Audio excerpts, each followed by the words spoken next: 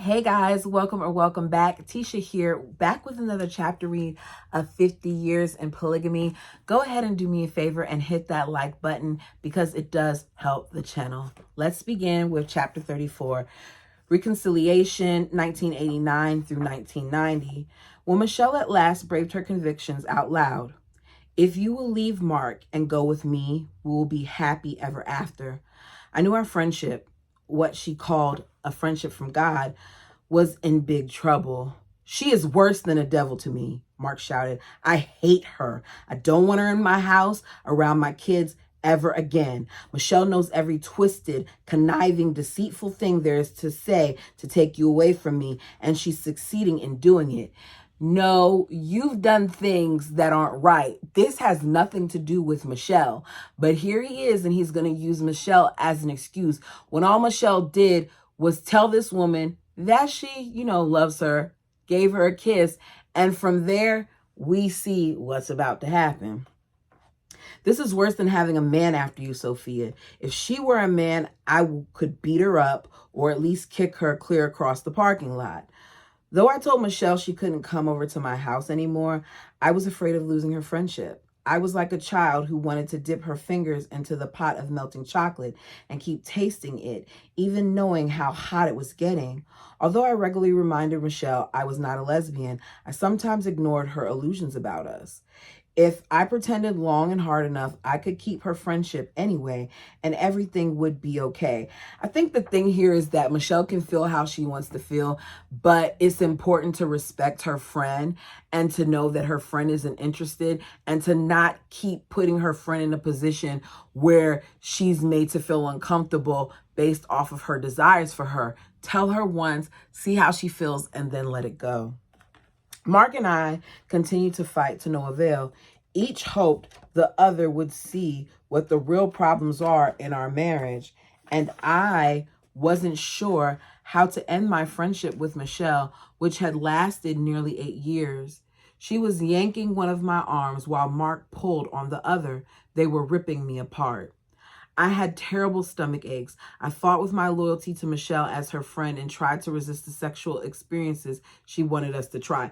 Okay, if it's getting to the point where she's telling you all of that, then y'all have reached an inappropriate area, and Michelle needs to stop. And unfortunately, Sophia, you need to pull back because she's not respecting your boundaries, or either you're not making your boundaries clear.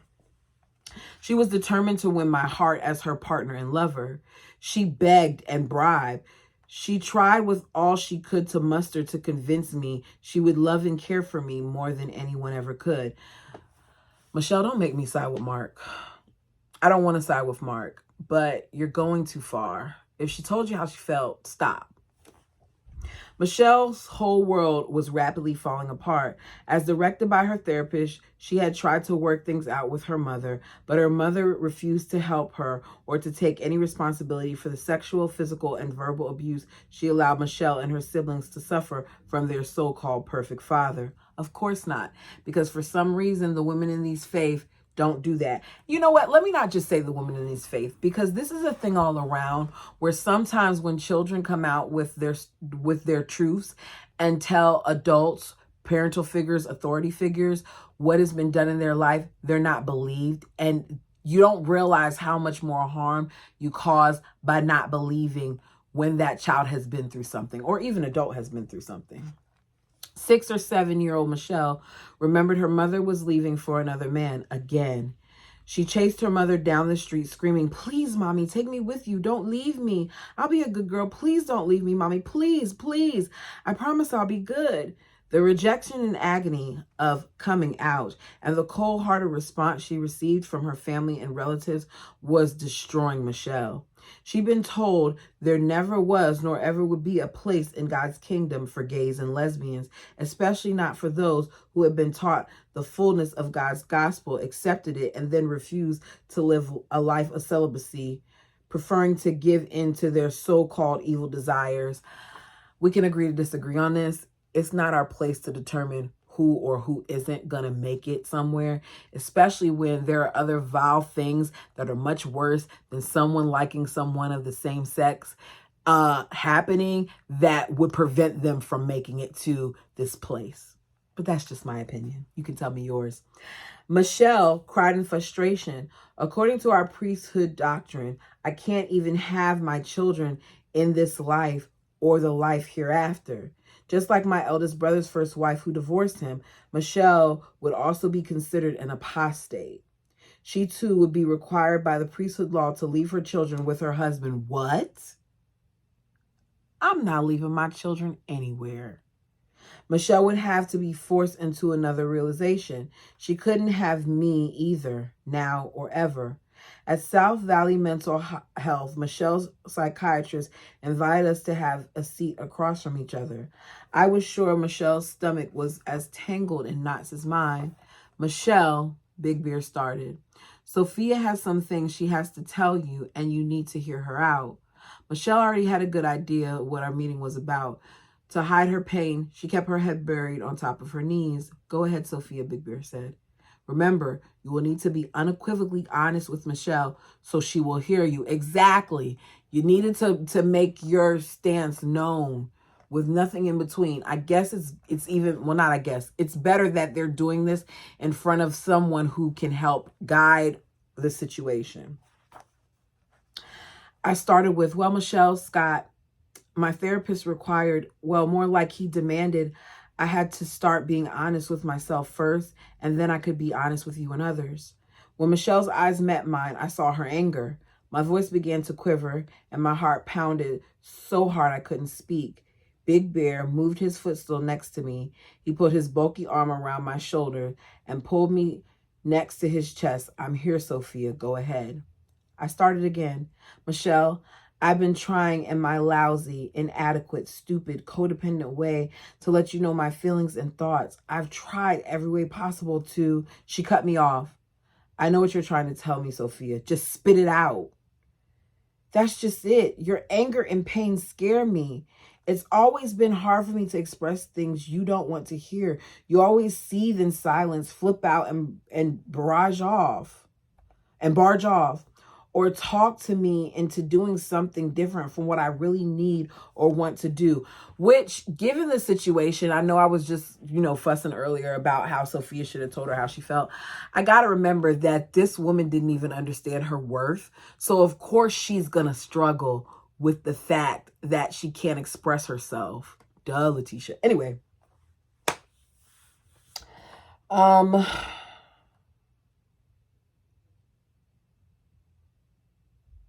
Where am I? You always seethe in silence, flip out, and barge off, or talk me into doing something differently from what I really want or need to do. One way or another, you always win. Just say it. Spit it out, Sophia. I'm a big girl. I can handle it, Michelle shouted. I stammered on. Well, I already knew, and so do you. If you will admit it, I am not a lesbian. I can't be and never will be, no matter how much you want that. I won't leave my kids ever for anything or anyone. I won't go with you, Michelle. My feelings will never change. No matter how much I love you and you love me, I will always be a heterosexual woman. I don't believe you, Sophia. You enjoyed my affection and the messing around we did. What messing around did they do? Now, I know that she kissed her that one time, but did something else happen? Ooh, let's see. I waited to compose and express myself right away. After a few minutes of silence, I tried again. Most of that was a lie, Michelle. I didn't like you to kiss me. I never did feel comfortable with your hugging or holding me close like I do with Mark. Okay, so this sounds like it happened on more than one occasion. Michelle leaned in towards me and exploded. Then why the F-U-C-K? Didn't you tell me all this before? I did. Every time I tried, you would yell or try to convince me my feelings and thoughts weren't real. You say, love and affection doesn't have to come from a man, Sophia. You cry or freak out when I had an opinion different from yours. You wouldn't hear anything I had to say unless it was what you wanted to hear. That's why I had to ask Big Bear for help. Then why did you let me kiss and hug you, Sophia? If you hated it, why did you effing go along with it? I just told you. You already know the answers. In every way possible, I tried to avoid situations or places that might entice you. Everything about my life thus far has been about everyone else. What you, Mark, my kids, everyone else needs and wants. What I should and what I shouldn't do to protect all of you. I thought I had to save you from your pain, from falling apart, and from feeling rejected, devastated, and suicidal. You're full of shit, Sophia. Even here in front of Big Bear, you still haven't got to the balls to tell me the truth. Big Bear asks, what are you talking about, Michelle? She enjoyed the affectionate part. I know she did. Big Bear looked at me and waited for me to respond. There was only one time I was really turned on by Michelle.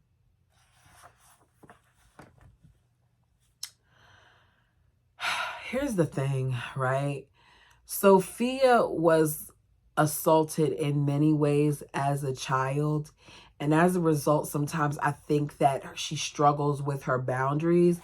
And I have a feeling that this is going to be something else. But let's keep reading. There was only one time I was really turned on, Michelle. The time you touched my breast and between my legs after we had a few too many drinks. The rest of the times when you tried to kiss or hold me, I pretended it was okay or I pulled away. I was just too afraid of hurting you. I am so sorry, Michelle. I hated being dishonest with me and with you. It made me feel sick inside and out. I didn't know how to get you to hear me. Remember about 8 months ago when you and I first talked to Dad about touching each other? He told us to repent and sin no more. Okay, so this has been going on for a long time, because here she is saying 8 months ago, we presented this situation to my father.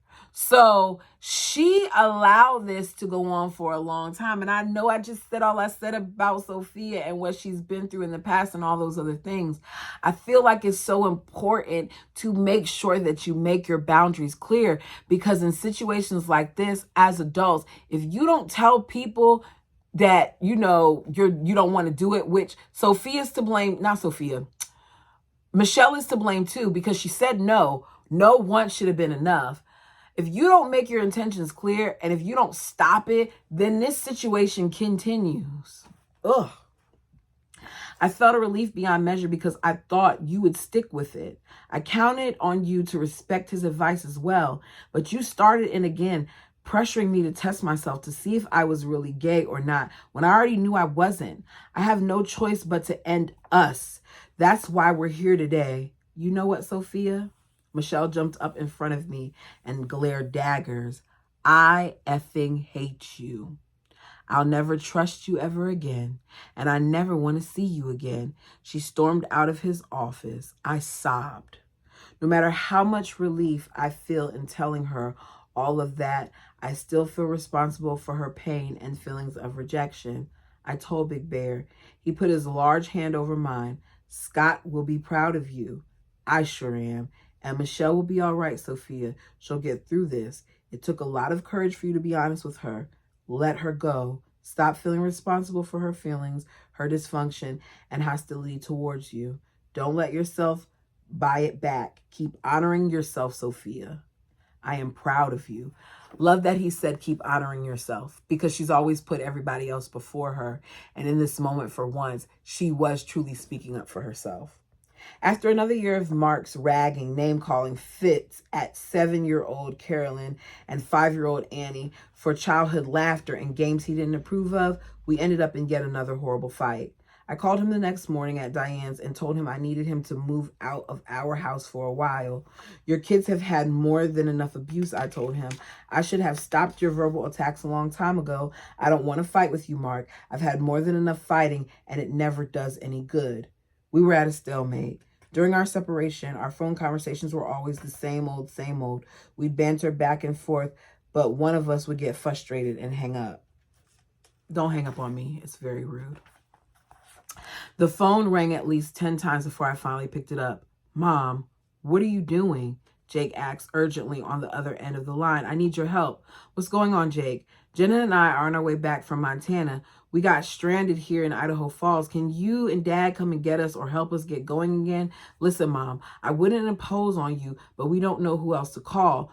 There's nothing I love more than to get away. I want to help you and see you two again. I'm so happy you're coming down, but I don't have a car that will.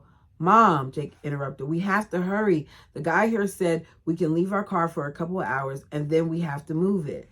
I'll figure it out, Jake. Give me 10 minutes, then call me back. The last thing I wanted to happen was for Mark and Diane to go get my son. I could call a friend or one of my brothers to ask for a ride up there to rescue Jake. Then I realized this might be the chance I've been hoping for, a way to open doors of reconciliation with Mark, especially now that Michelle hadn't been in the picture for months.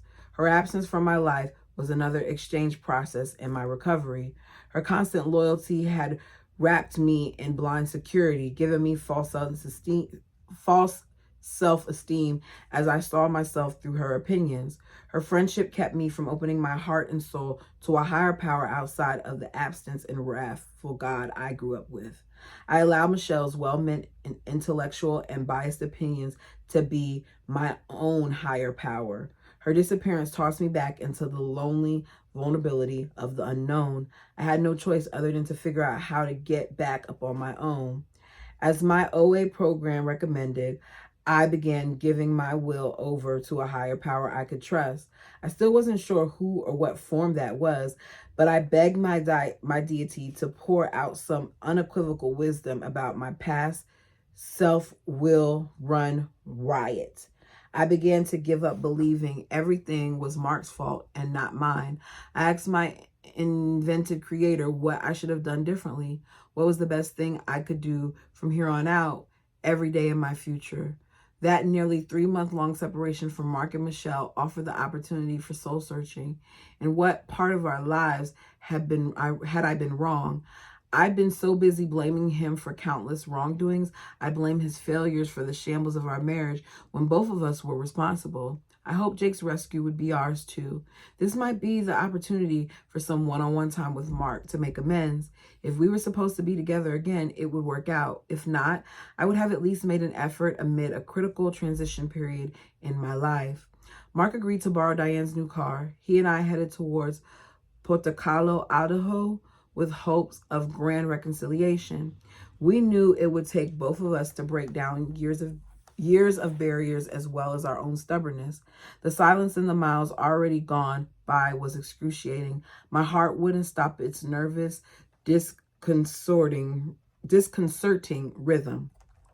Even after 12 years of marriage, 20 years of marriage, my stomach convulsed at the thought of talking with Mark about our problems. I might as well go for it. I finally said in a light-hearted tone, it can't be any worse than it's ever been. Yeah, go for it, Mark smiled at me. Before you came to get me, I wrote all this down so I wouldn't chicken out or say things I hadn't thought through. I opened up the envelope. I'd like you to listen to me read all of this without interrupting me. Then when I am done, I'll listen to you without jumping in, okay? As I started to read my letter, the pale blue stationery shook in my hands along with my voice, but I kept going anyway. Dear Mark, when we first separated, I felt a lot of pain and sorrow for both of us. Neither of us understood or accepted each other's stand. This short but quality time without you or Michelle in my life has been a gift to me. You blamed our troubles on Michelle's presence, and I blamed it on too many years of non-communication, with our major contention being religion and child-rearing differences. I'm sure you know as well as I do, we are both right and both wrong. Michelle came into my life during another crisis in our marriage. She tried and did in many ways fill many of the empty and missing pieces in my life.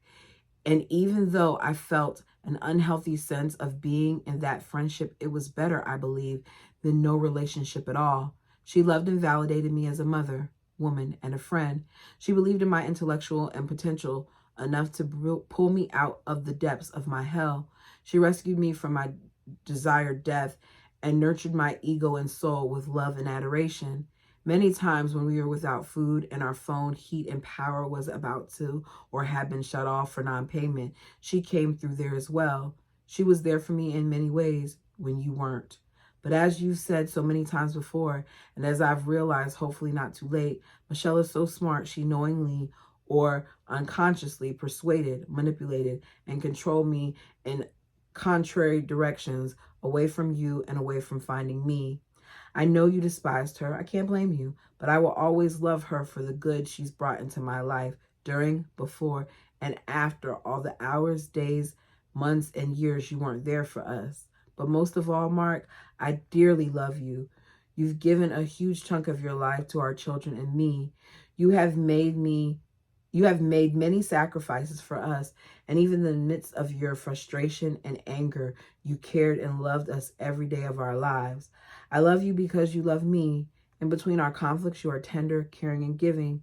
You are the man I made covenants with. You are the man I want a deep friendship with, the one I need and want for the rest of my life. Y'all tell me what you think of the letter. I think that it's very thoughtful and everything like that. I do agree with some of the areas that she's taking blame, but I also feel like she gives Mark more credit sometimes than he deserves. By the time I read most of the letter, tears filled Mark's eyes. He pulled off the freeway, wrapped his arms around his head, and rested them against the steering wheel. I slid closer and caressed his back with my fingernails. How can I tell you and show you how much I love you? I wish I could reach into your heart and fuse the broken and missing pieces of your life back together so you'll feel whole and strong again. After a few more minutes, I read the rest of my letter to him. For all the years of my life, I thought my duties were to others before you, our kids, and me. I've been away from home way too much, caring for everyone but you and my kids like I should have been doing. I've tried in many ways to control you religiously because I believe my dad was the only way to salvation, and I'm sorry. I want you and our marriage and our family to be united. I want to be open and honest with you, and I want you to be honest with me. We have to communicate. Since our relationship has proven neither of us understands the Latin the other is speaking, please get some help with me. Let's see a marriage counselor. Please do this for me and for you. I do not want to be an old married couple who are still as pathetically inept at communication as your parents were, as my parents are, and as we have been. Let's make these changes and take steps together, hand in hand, heart in heart. Please, my love, please. Yours forever, Sophia. I'm guessing she kept this letter since she was able to say all of that verbatim. Mark and I talked and listened like we'd never done before. Just before we reached our destination, he profusely apologized for his anger, raging absence, and complacency for so many years of our lives. He said he wanted to make it up to me and our kids, to be a better father and husband. On our return from helping Jake and Jenna get back on the road again, Mark and I indulged ourselves in a private pool at Lava Hot Springs Resort. We basked in each other's arms while the hot, bubbling mineral water enveloped us. In our room, we cried, laughed, and languished in each other's embrace. Our lovemaking shifted deeper than the realm of our bodies. The soul depth consummation shifted us far beyond our first nights of desperate passion, further than the innumerable tender and lustful rendezvous in all the past years of marriage. I will be honest, there is something that's different when you make up.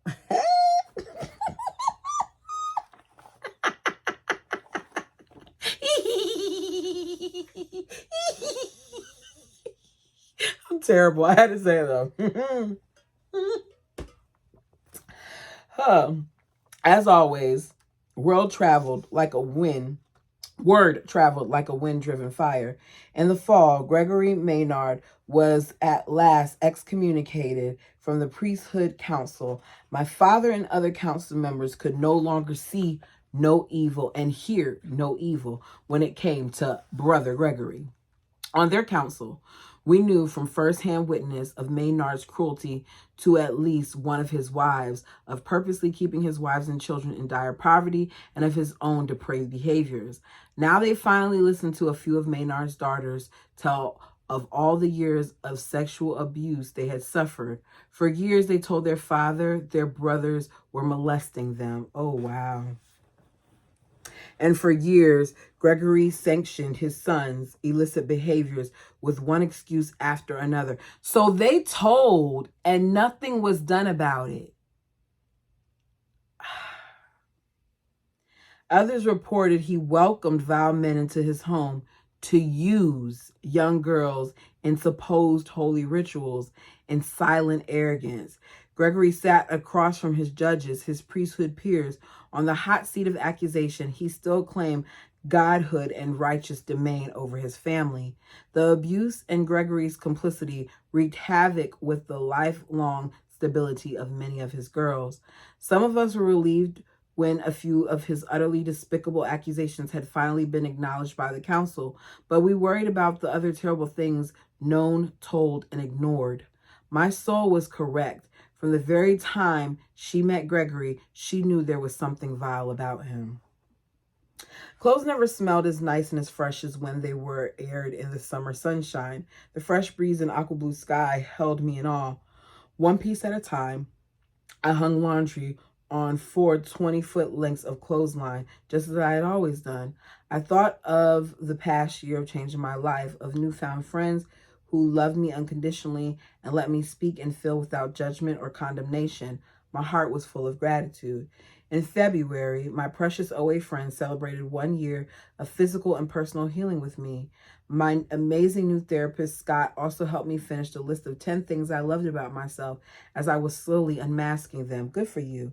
Until I could comprehend my personal value outside of service, and unless they were in my immediate family, he forbade me to say yes to anyone who would most certainly continue to ask me for help.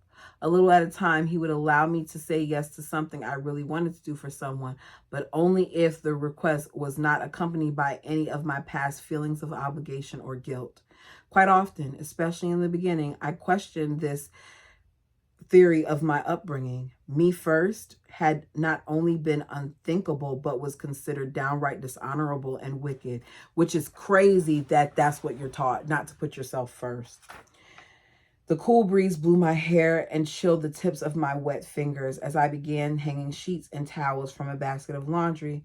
A sense of peace and joy engulfed me. I wanted to savor my newly found gift. Every day, all day, I wanted to discover more of Sophia. I wanted to reach deep into her heart and soul and find out what made her such a tender-hearted, gentle, trusting, and loving person. I could hardly wait to figure out where she was going from there. Why had it taken me 37 years to begin to cherish her? Put that into perspective. 37 years until she finally began to have some self-worth. The love and acceptance I was beginning to feel for Mark was also delightful and heartwarming. Our renewed love was still blazing and thriving even after he went back to work in parts of California. Our many significant phone conversations and lengthy letters paved the way to even more devotion between us. And the long process of showing love and respect for myself, I realized others' derogatory actions or words could never diminish my authentic value. All right, y'all, let's go ahead on to chapter 35. Our Honeymoon and Questions for God, 1990. The year 1990 helped make up for the many years of loss and heartache. Mark and I had fallen in love with each other between his long stays in California, the growing economy, and our reconciliation set in concrete his decision to come home to stay. In the spring, our 17-year-old son Alan and his girlfriend Stacy graduated from high school. They decided to get married so they could raise their beautiful daughter together. They planned their wedding for August, and just before their wedding, 20 years and 4 months after our marriage, Mark and I finally went on our honeymoon. So she waited over 20 years to get a honeymoon when Diane got one right away. I know I shouldn't be comparing, but I'm just saying, put that into perspective. We decided to spend money we've probably never had enough of anyway and take a road trip to Northern California to the Mount Shasta, Shasta. Two of Mark's brothers and a sister were acting in a phenomenal depiction of Christ's life. On the way to California, our old Chevy Cavalier broke down 4 times, but we forbade ourselves to thinking about our lack of money or to acknowledge the car was so damn old we were crazy to be driving it down the street, let alone a long trip. We refused to let the old beast get us down. As Mark and I waited for the car to be repaired, we had some wild escapes, making love in the root bed of a massive redwood tree trunk next to the railroad track as a train sped by, and on top of a massive moss-covered boulder. Near our destination, when the car died again and we wanted to light the damn thing on fire, we chose to start another fire instead. We nearly suffocated during our afternoon delight in the back seat while waiting for Mark's brother to come tow the piece of junk and us into town of Mount Shasta. I hope I'm saying that right. Including all the repair times, most of our 9-day vacation turned into the most adventurous, romantic, enjoyable trip I've ever been on. Of course, there were many to speak about, but this one seemed to make up for the lack of travel over all those years. Mark and my open-minded conversations were enthralled and supportive. We couldn't remember when we enjoyed each other's company and laughter more. Our eyes melted each other's hearts. We felt and behaved like newlyweds. After all, it was our first honeymoon. Our developing love was so much stronger and superior to the young, inexperienced love we shared before. I imagine I was Mark's only girlfriend and his only wife. In the giant redwood forest, we renewed our marriage commitments with a mock priest and behaved like those days would never have end. I hadn't been so deeply in love for so long, I couldn't remember if I've ever felt this way before. Without the soul connection and passion Mark and I had begun to share, I've been able to block out most of my jealousy and despondency, at least to some degree. Every time I thought about Mark and I were together during our honeymoon phase, I imagined our partnership was like that all the time. So when he told me, I have to take Diane on another honeymoon to make things fair. What? No, you won't. She already had one. I felt a chunk of my heart break away and die. Why did he have to ruin my illusion by bringing that up? I wish she had someone of her own so I could have Mark all to myself. Diane and I each deserved our own man. Mark deserved to be a monogamist as well. Then he wouldn't have the anxieties caused by trying to please the two of us. In the 8 years before Diane married Mark, there were times when he and I felt strong, deep love, and exhilarating passion in our marriage. None of him, I was beginning to believe, should have ever been given to anyone else. I wasn't sure I could I was not sure I could make it much longer. Falling in love again was making polygamy intolerable. Caring about my husband's hurt was way too much. Near the end of our long trip, I still wanted to pretend Diane didn't exist in our lives as Mark's wife, but I couldn't help being concerned for her feelings. I suspected he had slipped away to call her, and I hated for him to it too, since it never turned out good. But I pictured the fear, loneliness, and turmoil she must be feeling. I start to cry when I put myself in her shoes. How would I feel if the tables were turned? I'd be in so much grief, probably couldn't function. It's about to turn because he just said he's going to give her another honeymoon to make things fair. On our 5th night away, and just before Mark was ready to shower, I finally asked him if he called Diane. No, I haven't called her, Mark said angrily, and I don't want to. He was quiet for a moment before adding, I've been putting off the inevitable, the crying, the yelling, the cussing me out session I'm in for. You should have called her days ago, and then it may not be as bad, I suggested. Still, after all those years, even on our honeymoon, I, just like my mother had taught me, was trying to help keep peace between Mark and Diane. I had always done that to some degree and was sure I always will. But deep inside of me, on our honeymoon, I wished polygamy had never been our way of life. I plopped down on the hotel bed and found myself worried about Diane again. I knew exactly how she must be feeling. She was surely feeling as suspicious and resentful as I had felt many times before. It's crazy how much these women are forced to put others' feelings before their own. And even with the work that she's done, because this is her religion, she's still going to continue in some ways to put others' feelings before her own. Her guts must have been tearing apart. I, too, was sure she'd get angry and upset with him. She always did, but he still had to call her. The stupid part was I hoped she would control her emotions for everyone's sake, like I did when she went on our honeymoon. At least I wish she would wait to explode until it was her turn with him. Tears filled my eyes and overflowed onto the pillow. I'm so sorry. I'm so sorry to be the cause of your pain. I wanted to call out to Diane and have her really hear me. I'm sorry I am the woman who is away with your husband. I am sorry for both of us to have to go through all this stinking, irreconcilable differences crap. For what, whom, and why? Do we really need to have all this pain in our lives so we can continue to be servants to our husband if or when he or we ever make it into the celestial kingdom? I doubt it, and I doubt it too. I screamed inside my head as if Diane could hear all of it. This is insanity to the max. I still can't believe a loving God would require this of all his children. The shower stopped. After a while, Mark went outside to call Diane. I heard his quiet mumbling and then his angry defensive voice preface a yelling tirade. Even though I felt bad for Diane, I wanted to haul myself out of the door, grab the payphone from his ear, rip it off the wall, and fling it across the gravel parking lot. It never failed. She expresses her jealousy and insecurities, throws a fit, and ruins things for us. When he finally came back inside, his body was tense with anger. You see now why I didn't call her Sophia? Well, there's the damn proof I shouldn't have. His response didn't surprise me at all. I heard his complaints about Diane's insecurities and his justifications because of her demands and jealousy so many times over the years, they were practically engraved in my mind. Ouch. Diane keeps count and track of everything I do and every second I spent with you.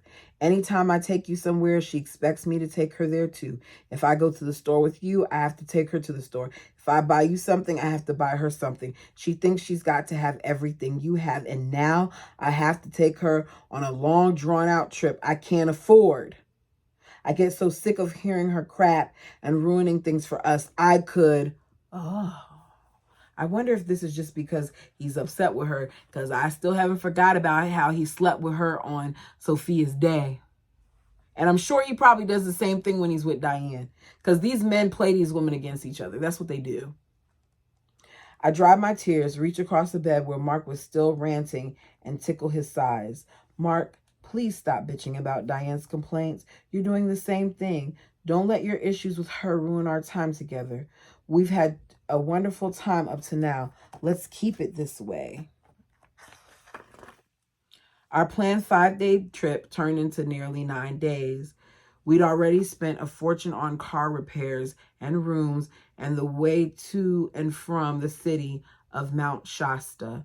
Just before we reached Susanville, heading south on Highway 89, the car broke down again. Mark had to come up with $800 to repair the Cadillac converter. Let me tell y'all something. If you know that you've had certain problems with a car, you don't take it on a road trip. Perfect example. When I went to my niece and my best friend's graduation, I got a rental. Why? Because I didn't know if my car would be good to me. I think she's fixed. She hasn't caused any problems for a while. I had to knock on wood. But I wasn't willing to take the chance. So I got a rental. Here's the thing. All the money that they're putting into this car, had they have gotten a rental, did they have rentals back in the night? Yeah, they had rentals back in the night. Had they got a rental, they would have been fine. Then the damned old Chevy's engine blew up 15 miles west of Elko, Nevada. Mark and I hitched a ride into the city with the tow truck driver and got a cheap motel room where we would wait out the long, hot day and part of the night to be rescued. I begged Mark to call anyone but Diane. I didn't want her involved in the end of our honeymoon, even to the car's demise. We had such a wonderful time. I felt chopped up inside when Mark had no regard for my feelings. I was sure there were several other people who would have come to our rescue. Diane's emotions had already come our way and came way too close to spoiling the last several days of our honeymoon together. During the second phone call the night before, she had accused Mark of unfair treatment, of lying and making excuses for taking longer than we planned. Girl, this man just spent all this money on the daggone car, and the car isn't working again, and you over here still blaming him for stuff. In her jealous rage, she screamed, cried, and carried on until Mark was so upset he could hardly be decent to me. No matter how hard I encouraged, coaxed, and tried to seduce Mark into giving in to me so nothing could ruin our last day and night together, he was no longer able to spin our mishaps into happiness. His positive, amiable attitude was exhausted. While he complained and slept through the day, I walked and cried. Our honeymoon had no promising ending. Instead, it came to a close and abrupt and brutal crash landing. Why did you insist Diane come and get us? I finally dared ask Mark. Even you agree every time you call her when we're away, she ruins our time together. No matter how jealous or hurt I felt, I haven't ranted at you when you two have been on trips together. Mark defended his decisions as if his masculinity and survival depended on it. Damn, how I wish I had a Tom, Dick, or Harry I had to call while I was with Mark. How it would be to hear T, D, or H bitch and moan about me spending too much time away from him and how unfair I was treating him. In fuming retrospect, I not only wanted to slap the phone right out of Mark's ear, I wanted to pound him with it while Diane listened. In all those fights, I resented both of them for being so disrespectful of me. While Mark slept, I caught the casino shuttle and went into town. I thought it was a female prostitution world, so I was shocked when 3 male prostitutes tried to proposition me before I go to JCPenney's. There I purchased a cascading bright pink dress for Alan, and Stacy's wedding shoes was only 2 days away. Okay, so y'all are struggling with all this other stuff and you over there going shopping. Okay, I'll leave it alone. With my nerves flying high and raw, I decided to burn off some adrenaline and walk the 10 blocks back to our motel room. It would also save me from having to deal with male harassment again. When I arrived at our room, I opened the curtains a little and smooched and caressed Mark's body again. He knew I wanted one last go around before Diane showed up and it would be all over. Too soon, we'd be back to the time-sharing, grind tearing away at my guts while we tried to qualify to live with God that I didn't even like or trust.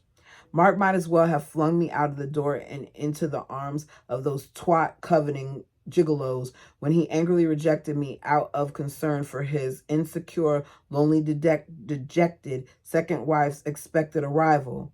I didn't speak another word to him for the rest of the evening. At first, I relapsed back into my old patterns of codependency. I began to wallow in Mark's misery and depression.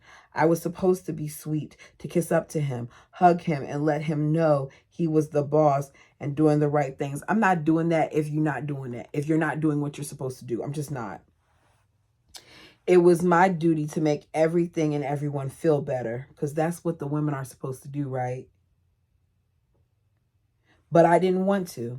I decided Mark could have his insecure, lonely, dejected wife. I would start looking for another life with a man of my own. When Diane finally arrived, I waited under the covers in the dark, dreary room while she and Mark hooked a piece of junk Cavalier to her dad's van with a rented tow bar. They hauled out our suitcases, and when they were ready to go, Mark told me to get off the bed and into the car. I wished to God and the whole nation I had the money and the time to take a bus home. If it were safe, I'd have hitchhiked. How on earth, I wondered, could either of them behave like such insensitive asses? During their honeymoon days, I stayed as far away as hell is. On the way home, Diane snuggled so tightly onto Mark, she might as well have been on his lap. And he was okay with this, which is part of the problem. I sat in the back seat feeling desperate for a deep, dark sleep that would put me out of my wretches, and I wished I was the kind of first wife who could have reached up and banged my inconsiderate sister wife and husband's heads together with one swift knockout. As Diane draped herself all over Mark, it seemed she was making a statement about the position she held in our lives. And though I would have kept my distance and never rescued them during their honeymoon, I knew how she must have felt while Mark and I were gone, with her imagination going full speed ahead. I didn't blame her for any of those feelings. All of us sister wives who were not numb, celibate, or lesbians already knew those depths of hell. We just didn't dare to admit it to anyone. So true. While cameras snapped photos of our large polygamous family, all dressed up for Alan and Stacy's wedding, my head was full of mixed emotions. My stomach swirled. How on earth could I live with my resentment of the lifestyle that was smothering all of us? I love Diane. I would always love her. I just did not love her in my husband's heart, face, arms, and life. This lifestyle was so much more tolerable when he and I were fighting all the time, when I had a strong religious reason to numb myself and oblivious to anything going on around me. None of that meant diddly squat to me, because being an unconscious zombie was so much easier. No wonder the God of polygamists, requires women to have a zillion church duties and children to wear them down. It keeps them too busy, tired, and depressed to care where or whom his righteous sons are busy servicing to help build God's kingdom. For years, excruciating menstrual periods with excessive bleeding held me prisoner in my house every month. Those 6 long days were not at all conducive to my sanity. My tired, worn-out uterus had served its wondrous purpose 7 times, had to go. My doctor warned, if you try to have another child, there's a good chance your uterus will come out with the baby, and both you and your baby might not make it. Even though I believed I shouldn't and wouldn't have any more children, the drastic and evil decision for me to destroy my body's ability to procreate was so final and considered damning by some. Many fundamentalist men and women believed a righteous woman would choose to risk death in childbirth rather than stop having children for any reason. That sounds so insane. It makes no sense. And I guarantee you, if the roles were reversed and if men had to risk their lives, they wouldn't have that same sentiment. Dad gave me his uncensored advice. I can't and won't teach this to our people, and I may have hell to pay for these commandments, but it is my personal belief God is very displeased with so many men and women who have more children than they can physically, financially, and spiritually care for. I agree with her father there. I don't believe, as many do, that when John Taylor told the brethren to make sure not 1 year passed by without a child born under the covenant, that he meant every woman should have to give birth to a child every year. My father went on, the same goes for plural wives. A man should never marry more women than he can provide for, even though he got 13. It is a dreadful injustice to women and children, and more so to God. Well, I'd better get off my tangent and get back to where I was before. When Eleanor had her last baby, her uterus came clear out with the baby. It's a miracle they both lived. Listen, my darling, you and your husband have to make this decision, but it is in my heart to tell you to take good care of the beautiful children you've already got. If you were to die, you wouldn't be here to raise them.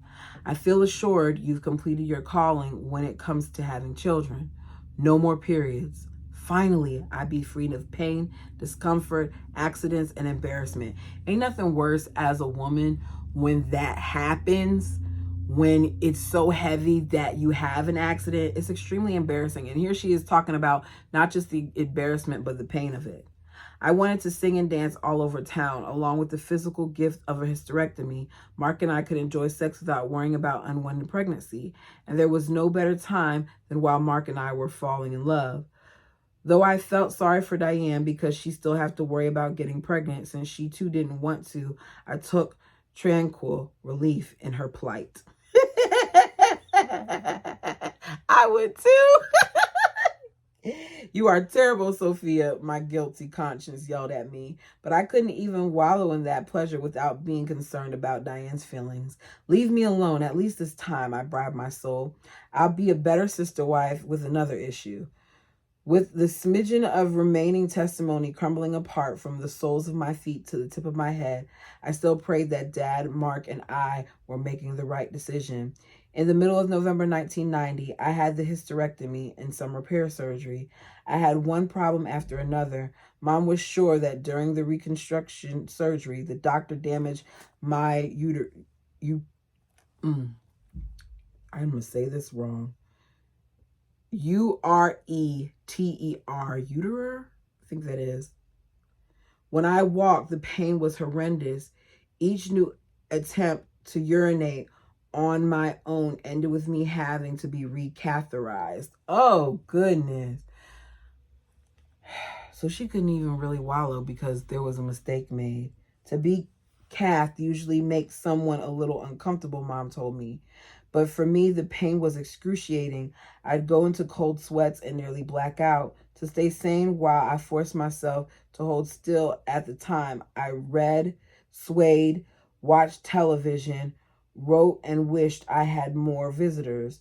More horrifying than anything, I was sure that God, of course she's going to blame herself, God of my upbringing was punishing me for permanently getting rid of my ability to reproduce and for relishing the idea I had one-up Diane.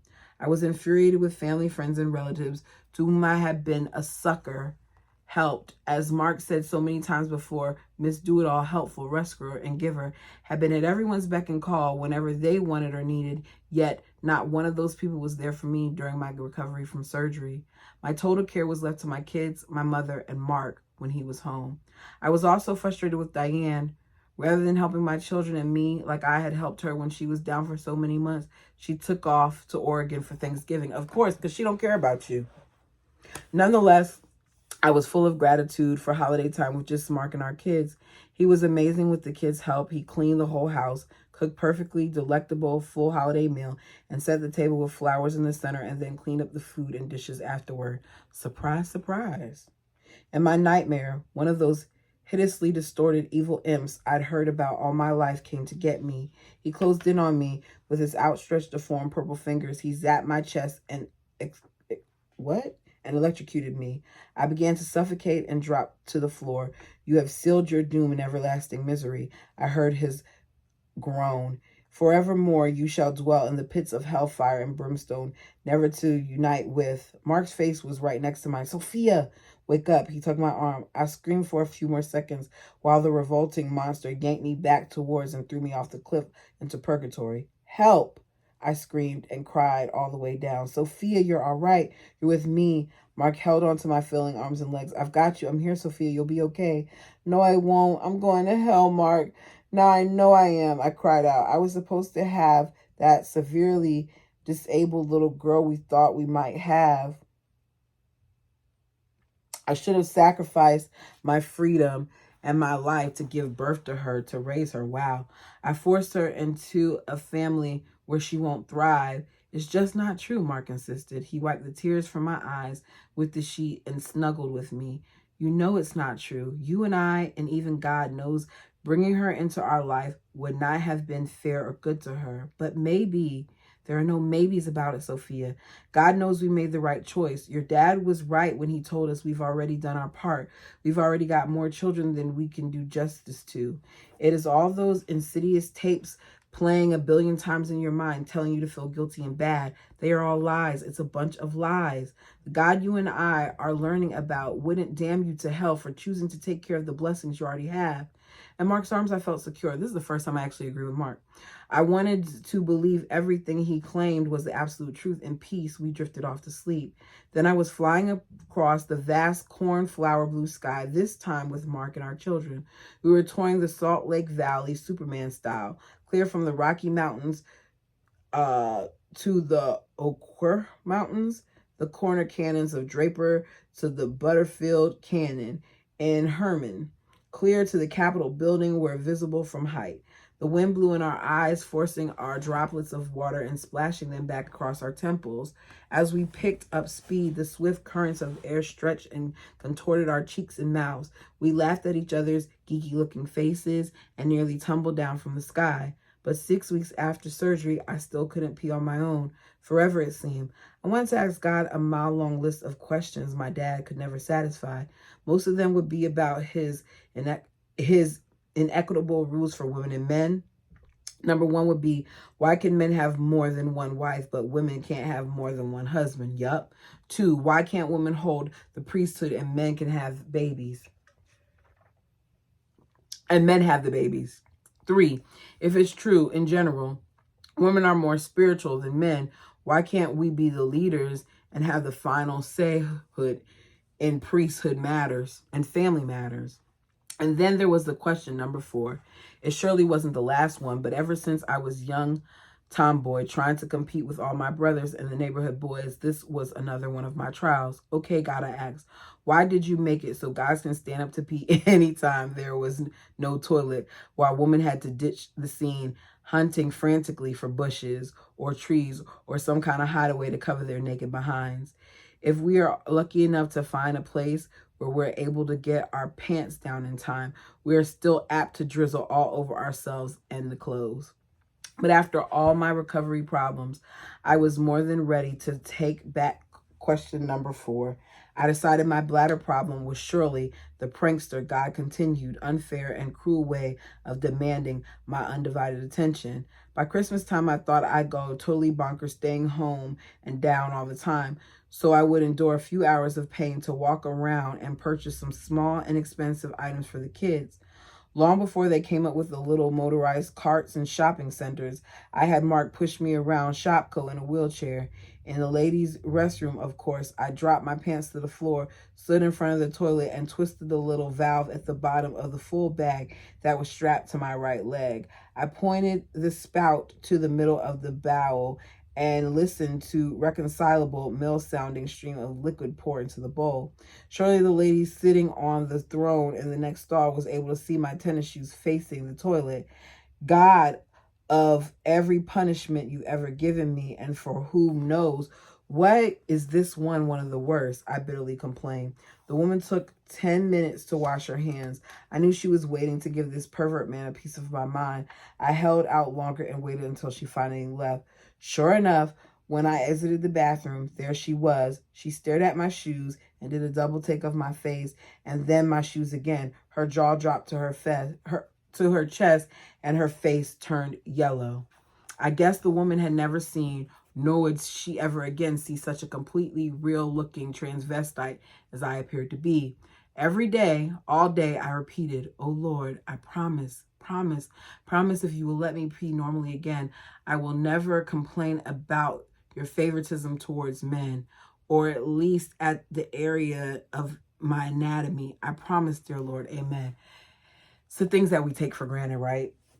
After 46 days of torture and wondering if I'd be attached to that pee bag forever, God finally took pity on me. He must have felt he'd inflicted enough agony on me to make his point, and he gave in to my plea. My urologist finally prescribed a wonderful drug to make the swelling go down and make me stay flat on my back for 3 or 4 days so as to not irritate the tissues. And sure enough, my ureter was finally functioning again. I know I'm saying that wrong. ureter.